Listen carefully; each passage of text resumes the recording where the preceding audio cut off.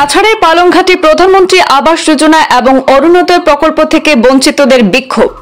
PMAY এবং অরুণোদয় প্রকল্পের সুবিধা থেকে বঞ্চিত প্রকৃত হিতাধিকারীরা। অভিযোগ খতিয়ে দেখার আশ্বাস বিজেপির।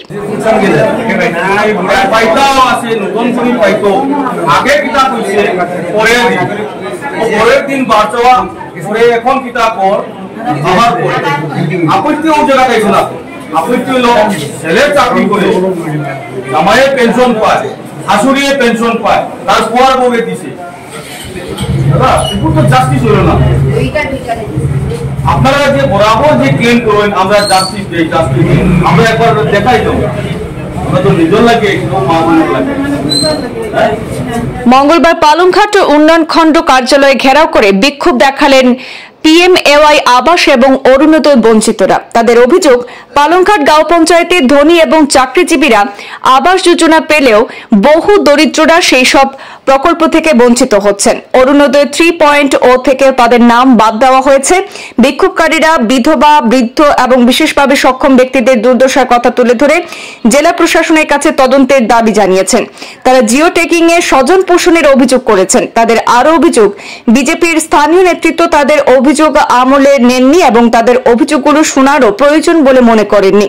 বঞ্চিতরা নবনির্বাচিত বিধায়ক নিহার রঞ্জন দাস এবং জেলা বিজেপির সভাপতি রূপম সাহার কাছে অভিযোগ জানালে রূপম সাহা অভিযোগ খতিয়ে দেখার আশ্বাস দেন। এদিকে কংগ্রেসের এক প্রতিনিধি দল একই ইস্যুতে উন্নয়ন খণ্ড আধিকারিকের কাছে যান এবং বঞ্চিতদের অভিযোগ তুলে ধরেন। পরাজিত কংগ্রেস প্রার্থী ধ্রুবজ্যোতি প্রকাশ সরকারি প্রকল্প বিতরণে অস্বচ্ছতার অভিযোগ তুলে তালিকা প্রকাশের দাবি জানান এবং বৃহত্তর আন্দোলনের হুঁশিয়ারি দিয়েছেন।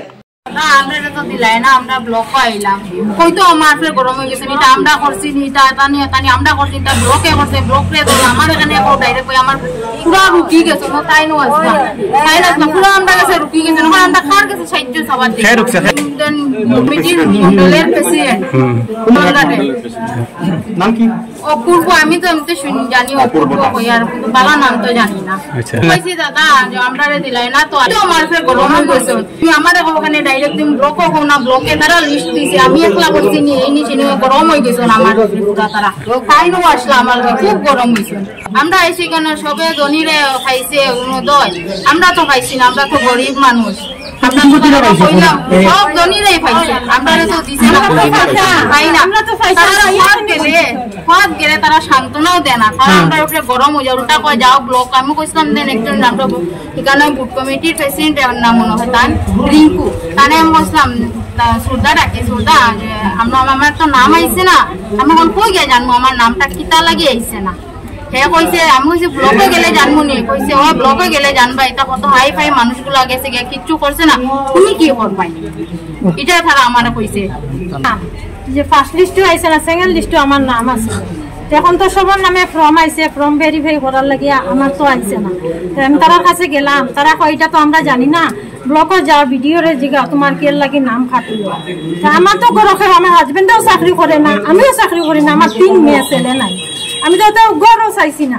আমার ঘর আছে, আমার হাজবেন্ডও কষ্ট করে বানাইছে, আমার ছেলেও নাই, আমার ঘরের প্রয়োজন নাই। অরুণোদয় পাইতাম, ওটার লাগে একটা আশা, পাইতাম না তো এটা আলাদা কথা। পাইয়া পাইয়া আইসি, এখন কেনে পাই না, এটা তো কে লাগি বঞ্চিত হইলাম ওটা জানতাম। আমিও পাইতাম স্যার, আমারও 2টা মেয়ে আছে, আমিও তো কাজ করে খাইতাম। আমার নামটা গেল গিয়ে আমার নাম কাটি দিল কেন, এটাও তো আমি জানি না। হয়তো তো আমার নাম কি কারণে কাটা হয়েছে। আপনার নাম কি?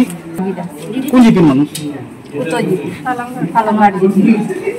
আমরা নাম দে না, পয়সা মারো গেছে গিয়া খালি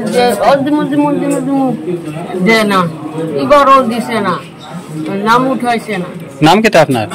আমার নাম কেতরি। আমার কিছু নাই, ঘর নাই, ছেলে আমরা আমার জামাই মারা গেছে, আমার ওটা ছোট বাচ্চা আছে। আমি বলছি যে আমার 5 বছর আগে আমি বিয়ান অ্যাপ্লাই দিছি, বিয়ান কইছি, মেম্বারও দিছে, আমি কত কইছি যদি আমি কিলা বাচ্চা ছোট আছে কিলা আমি মানুষের বড় কাজ করিয়া বাচ্চারে খাওয়াইয়া তারা পায়, গরিবে পায় না। এটা কি লাগে অরুণোদয় প্লাস গড় সরকারি অনুযায়ী এটা দিয়ে গরিবে কিটা করবাই, তোমরা যাও কিটা করি লিবা, তোমরা আমরা জিগাইছি যে জানা তারা লিস্টের নাম আমি জিগাইছি, আমি তো নাম জানি না রিঙ্কু না তো কইছি যে আমার নাম নাই কইছি কি তাই যা যা বলো কই যা কিটা তোমরা ঠিক করবাই করিলে বে কইয়া তারা আপনারা পাবলিকে আমরা কমপ্লেন করুক আমরা ব্যবস্থা নিব কিন্তু একটা কথা আপনাদেরকে বলছি